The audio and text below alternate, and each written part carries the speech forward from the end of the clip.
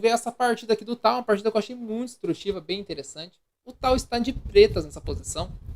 E ele fez aqui o lance cavalo F3. Qual que é a ideia do cavalo F3? Tá dando um duplo aqui no rei e na dama. E aqui obriga o jogador a fazer bispo por F3 e bispo por F3. Estamos numa posição de bispo contra cavalo. Logo aí no lance 23 a posição.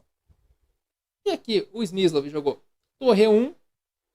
E o Tal faz um lance aqui que é característico de Mikhail Tal. É um lance que você olha e fala: essa partida é do Tal, não é possível. Ele faz o lance aqui de dama E2. E que tem nesse lance dama E2? Né? É um lance curioso, né? Porque tá entregando a dama, né? Literalmente. É um lance que acaba parecendo uma loucura, né? No primeiro momento. Mas é um lance que acaba dando muito certo na posição. Caso capture, tá? Aqui ele capturou. Torre captura. E se jogasse aqui um lance normal, como dama C1, né? Teria algumas complicações, tá? Só vou mostrar uma ideia de linha aqui, mas a partida dá como igualada, tá? Nesse momento. Teria algumas ideias mais ou menos assim, ó. Nem vou entrar muito em detalhes aqui, porque essas loucuras do tal não cabe a mim analisar isso aí, tá? Seria mais ou menos essa aqui a ideia, né? Teria um momento torre chegando, seriam umas complicações muito malucas que não cabe a mim analisar isso aí. Tá? Então, depois de torre por E2, o Smyslov ele pensou assim, né? Ou ele aceita o sacrifício do tal, ou ele vai pagar para ver, né? Então, é igual quando o adversário pede truco para você, né? Você sabe que o cara deve ter, no mínimo, uma copas na mão, né? Aí você fica no receio de ele ter o zap também. Né? Então, na dúvida, ele aceitou jogar normal a posição. Então veio aqui dama por E2, bispo por E2 e cavalo B2. Aqui veio G por F5. Por que o peão de G, né? E não com o cavalo? Se tomar com o cavalo, você vai dar a possibilidade de algum momento de jogar G4 e F5. Então, quando você toma com o peão de F, você tem dois peões segurando três peões na posição. Então, por lógica, isso aí vai ser interessante. Veio torre 1, bispo H5 e cavalo C4. E agora é o momento que eu gosto de analisar. Eu acho que é muito instrutivo essa análise das trocas. Você tem que avaliar se vale a pena a troca ou não. E como que você vai fazer essa avaliação? Eu vou olhar as peças que eu tenho e ver quem vai sobrar no tabuleiro. Então, nessa posição, eu tenho um cavalo bom, um bispo bom, ele tem um cavalo bom, um cavalo ruim, e a torre dele, por enquanto, está melhor que a nossa. Então, num tipo de posição como essa, você tem que pensar em quem vai sobrar no tabuleiro. Então, qual seria o seu plano de jogo nessa posição? Quero pelo menos dois lances aí, tá, galera? Não só o primeiro, mas dois lances. Como que você faria para resolver essa questão de sobrar peças boas no tabuleiro? Qual seria a lógica que você usaria aí para melhorar essa posição?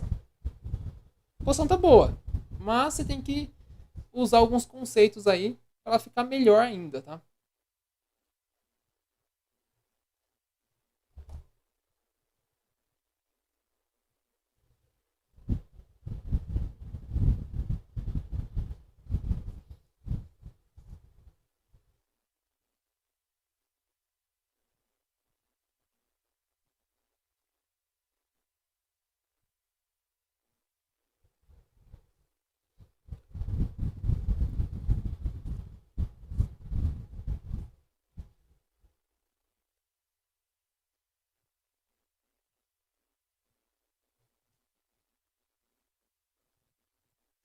E aí, o que vocês pensaram de trocas na posição para melhorar a situação das pretas aí? É engraçado que o Tal ele fez como fala, a parte dele no meio jogo de causar as complicações, né? E depois ele jogou de uma maneira tão fina o final, tão fino o final, né? Foi engraçado. E eu achei bem interessante. E exatamente o que o Pablo acabou de mandar. Cavalo por C4 seguido de torre 8. Por quê? Eu vou eliminar dois cavalos bons aqui, né? Beleza. Mas eu vou trocar uma torre minha que não é boa por uma torre dele que é boa. E faz todo sentido aqui, ó. Então, com o peão de B, né? Senão ele vai gerar um peão passado pra gente. Esse peão vai avançar. E depois de torre 8, ele vai ter que trocar as torres. Se ele não trocar, vai chegar a torre 2. O que não vai ser bom aí pro jogador das brancas, né? Essa torre invadindo aqui a posição. Então ele jogou rei F2 e trocaram-se aqui as peças. E chegamos no final de bispo contra cavalo. E como que você vai avaliar se compensa ou não isso aí, né, que ele fez, né? Você vai perceber que o bispo, ele tem a grande diagonal todinha para ele. E o cavalo tem dificuldade para jogar. Os peões das pretas aqui estão vários em casas pretas, né? E as brancas têm 3 peões aqui em casas brancas. Teoricamente, que a posição, esse bispo vai ter muito espaço e o cavalo vai ter dificuldade para jogar. O que aconteceu aqui? Jogou rei. Aqui jogou o lance rei F8, né? Isso aqui é uma curiosidade. A ideia é trazer o rei aqui ou para F6 ou para D6, começar a centralizar as peças. Ele jogou rei F8, não rei F7, porque aqui você atrapalha a coordenação do bispo, né? Então ele joga o rei em casas pretas. Exatamente, Albervano. Essa é a ideia. E o rei D2 e rei E7. E o cavalo E1 e A6. Qual que é a ideia aqui da posição, né? Tá jogando A6, qual a ideia de jogar B5 e tentar gerar algum peão passado. Tem maioria na da dama, tem que gerar um peão passado. E veio aqui A4. E agora, o que vocês imaginam aí de lance para o jogador de pretas? O que vocês imaginam aí de planos aí, agora que jogou A4?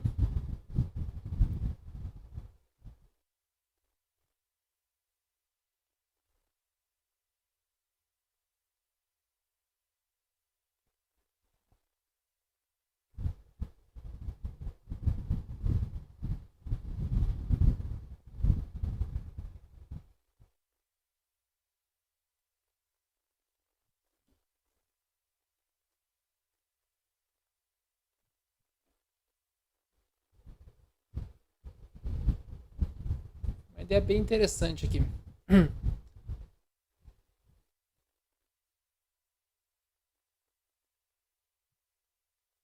O bispo E8 é interessante, mas tem um detalhe do bispo E8 aí. Se eu jogar bispo E8, as pretas podem jogar A5, sacrificando o peão, e esse cavalo pode entrar depois por F3, né, começar a incomodar um pouco a posição. O cavalo vai ganhar vida aí. O cavalo vai começar a ganhar vida aqui na posição por F3, né? Então aqui jogou um A5. Porque agora eu fixo o peão aqui. E esse peão vai ficar numa casa branca. Eu não preciso ter pressa para ganhar o peão. Mas eu não posso deixar o cavalo dele jogar. O cavalo dele entrar em jogo vai ser o perigo aí. Então, exatamente, A5, depois, algum momento certo, você vai fazer bispo E8. Aí jogou rei C2. E agora joga bispo E8. Por quê? Agora, se ele jogar aqui, eu tomo com um cheque. E isso faz a diferença na posição. E também evito, né, que ele conseguisse avançar e eu deixar com o peão dobrado aqui na coluna na torre, né? Que poderia facilitar um pouquinho a vida dele. Veio o rei B3. E agora eu não quero que o cavalo entre em jogo. Bispo C6. É um pouquinho curioso você não tomar um peão de graça, né? Mas ele poderia jogar o A5 e a estrutura das pretas não seria tão boa assim. E agora ele vai ficar escravo aí da defesa do peão de A4, né? Isso que é interessante. Veio o rei A3. Rei F6. Agora eu quero passar o rei por aqui, né? Rei B3. Rei G6. Rei A3. E rei H5. E agora parece que o rei está chegando aqui onde ele quer, né? Capturar esse peão. Mas as brancas chegaram e jogaram H3. E agora que é o momento que eu achei muito, muito instrutivo da partida. Você olha para essa posição e você vai pensar, putz, o jeito de tomar aquele peão, né? Estaria uma posição tão boa, né? Tão agradável, né? Estaria bem, né? Mas aí eu não tomei o peão e caí nesse momento aqui que eu não consigo fazer nada. Não tenho planos, não sei o que eu faço, né? Mas, galera, aqui tem uma ideia genial que o Tal fez, né? Por isso que eu falo que nem parece que era o Tal jogando no final desses, né? mas ele é um jogador completo, né? Ele é conhecido pelos sacrifícios, pela dinâmica, pela força que ele colocava no meio do jogo, mas também esses jogadores são fortes em outras áreas, tá? Não vai pensar que o tal caiu no final, ele não vai saber se virar, né? E contra o Smyslov, que era um especialista nesse tipo de posição. Aqui ele teve um plano, galera, que eu achei muito, muito interessante. O que ele fez aqui nesse momento? O rei aí não vai conseguir fazer muita coisa mesmo, né? O rei aqui não tem caminhos. Mas ele vai pegar o bispo dele, vai tirar esse rei daqui, né? Tirar o rei de jogo. Vai pegar esse bispo que tá aqui, vai trazer para cá, para E8. Vai trazer para E5, para H5. Vai trazer para E2 e vai trazer para F1 para avançar esse peão. Olha a ideia. E depois que fizer tudo isso, o rei vai conseguir invadir. Olha que beleza que é o xadrez, né? Então vai fazer isso aqui com o bispo só para avançar um peão. Por que ele faz isso? Porque as brancas estão paradas. Então ele consegue fazer. Então jogou rei G6, rei G7. E agora jogou um outro rei F6. Deu uma passagem de tempo. Bispo H5. Bispo E2. Cavalo E1. E bispo F1 para conseguir fazer o avanço do peão. Aqui, se ele avançasse o peão, facilitaria que a vida do jogador de pretas no tal, né? Ele poderia passar aqui o rei e vai ganhar o peão. Então o Smyslov preferiu sacrificar o peão. Capturou cavalo G5, agora ameaça esse e esse, né? E outro momento instrutivo também na partida que eu gostei bastante. Aqui, ele poderia simplesmente ter feito um lance normal, né? Por exemplo, de voltar o... por exemplo, voltar o bispo, vai ter que voltar para G2 mesmo, né? Não tem outra opção. O cavalo vai tomar H7. E aqui o natural, né? Seria fazer um lance como rei G7, eu acho, né? É um lance comum aí que boa parte dos jogadores... desculpa, um lance como rei G6, desculpa. Que é um lance mais comum, né? Eu vou deixar meu rei mais avançado, agora eu quero passar meu rei por aqui. Seria o mais tradicional, assim. Primeiro momento de você pensar, né? Mas, o que acontece aqui? Nesse momento, ele faz o lance rei G7, que eu achei muito legal também no final. Afinal, é uma coisa que tem muito recurso, é uma parte bonita do xadrez. E quando joga o lance rei G7, ele impede que o cavalo venha aqui para F8 e comece a entrar na ala da dama das pretas. Então, achei bem instrutiva essa ideia dele. Se jogasse o lance como rei G6, né? Ele daria cheque, o rei poderia entrar, mas ele já jogaria cavalo aqui e poderia causar complicações na posição. Ele jogou rei G7, cavalo G5 e agora rei G6. Veio aqui rei D2 e agora voltou o bispo para C6, o peão está caindo na posição, né? Você vê que o rei não pode sair dali que o peão começa a ficar debilitado. Veio rei C1 e aqui, por incrível que pareça, né? Ele já ganharia tomando o peão de A4, tá? A posição está ganha. Mas ele preferiu ganhar de outra maneira. Ele ficou preocupado aqui de fazer um lance, por exemplo, com bispo por A4, vir cavalo H3 e quando o rei H5, cavalo F2. Essa posição tá ganha para as pretas, tá? As pretas podem ganhar aqui tranquilamente, tá? Mas o cavalo aqui impede a entrada do rei. Então o tal não quis jogar essa posição e voltou o bispo para G2. Bispo a 2 casas do cavalo. Agora ficou 3, né? Ele tá limitando bem com o cavalo. Rei D2. Rei H5. Cavalo E6. E agora veio aqui com rei G4. Então ele fez tudo isso para limitar o cavalo de entrar aqui nessas casas de F3 e H3. E agora consegue capturar o peão mais tranquilamente. Veio o cavalo C7. Bispo C6. Agora vai atrás do outro peão. Cavalo D5. Capturou em G3. E que é engraçado que eles não vão atrás desse peão, né? Que senão vai cair esse também, né? E agora vai gerar o outro passado. Jogou cavalo D7. Bispo D7. Cavalo D5. E agora capturou em A4. Eu tempo que ele demorou para capturar esse peão, que poderia ter capturado uns 20 lances antes, né? Cavalo B6. Bispo E8. Cavalo D5. Rei F3. Passa aqui uns lances aqui um pouquinho mais pra frente. Agora ficou... A posição ficou um pouquinho mais clara.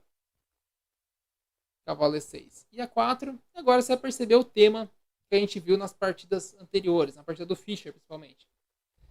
Ele vai gerar um peão de torre passado, o cavalo vai ter dificuldade para controlar, e com isso ele vai conseguir gerar esse peão passado e esse peão passado. E você vai ver que o cavalo vai ter que tomar conta de um, enquanto isso ele vai fazer o outro. Por exemplo, cavalo por C5, A3, cavalo B3 e A2. Rei C1, capturou aqui em F4, Rei B2 e Rei E3. E agora olha a situação, né? Se ele capturar aqui, você pode avançar o peão, que ele não vai conseguir chegar. O cavalo está muito distante da posição. Isso eu achei bem interessante. Veio o cavalo A5, bispo E8, C5, F4 e C6. Ingrid, essa foi partida pensada, tá? Partida, deixa eu ver se aqui embaixo ele marca o tempo, mas acho que não marca. Foi torneios de clubes, então foi partida com as partidas provavelmente em 1964. Acredito que teve até aquela questão de passar os 40 lances, eu acho que era aquela época, se eu não me engano, tá? Passou de 40 lances, seguir no dia seguinte. Então, eu acredito que foi isso. Mas aí, chegou nesse momento final, um final que tá com 2 peões passados. O que você imagina aqui? Um lance simples, é uma forma bacana e simples de vencer essa posição. Tem várias maneiras de ganhar aí, tá? Mas tem uma maneira aí que você ganha no ato, muito rápido.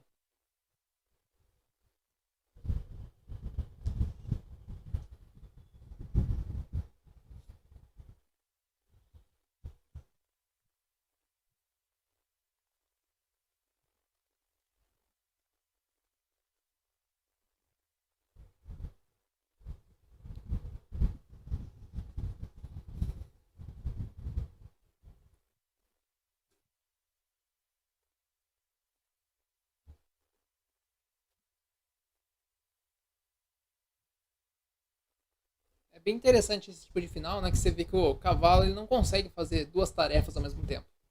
Ou ele vai defender o peão, ou ele vai tentar promover, ou ele vai tentar cuidar do avanço do outro peão.